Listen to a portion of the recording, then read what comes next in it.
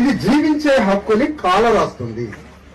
అంటే భారత రాజ్యాంగంలో మనం జీవించే హక్కు ఉన్నది.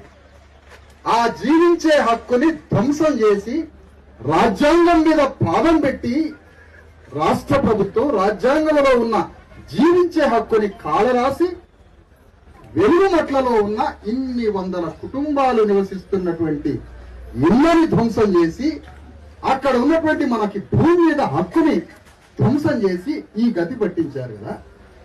ఎవరు అసలు దీనికి కారకుడు? ఈ సమస్య ఎట్లా పరిష్కారం కావాలి? ఎవరి వల్ల మన బతుకులు ఇట్లా అయిపోయింది? దీని నుంచి బయటపడడానికి మన ముందున్న మార్గం ఏంటి? అసలు ఆవేశపడదామా, కన్నీళ్లు పెడదామా, అరుద్దామా, రోడ్ల మీదకి పోయి వామ్మో వాయు అని మొత్తుకుందామా?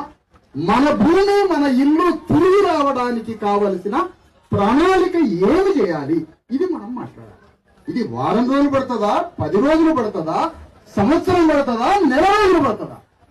దీనికి జ్ఞానంతో, బుద్ధితో, ఆలోచనతో, ఆవేశం లేకుండా ఒక ప్రణాళిక తయారు చేయాలి. ఈ ప్రణాళిక చెప్పడానికి నేను మీ దగ్గరకు వచ్చాను. ప్రణాళిక చెప్పడమే కాదు, ఈ బాధిత కుటుంబాల్లో నేను ఒక బాధిత కుటుంబ సభ్యుడిగా ఎలాంటి నాయకత్వ ఆలోచన కానీ నేను నాయకుడి పాత్రలో ఇక్కడికి రాలేదమ్మా. ఈ గడ్డవాడిగా, ఖమ్మం జిల్లా బిడ్డగా, మీ కుటుంబ సభ్యుడిగా మన ఇల్లు మనకి, మన భూములు మనకు వచ్చేంత వరకు నా ప్రాణాలు వదిలేని మీ తరఫున యుద్ధం చేయడానికి అడిగాను.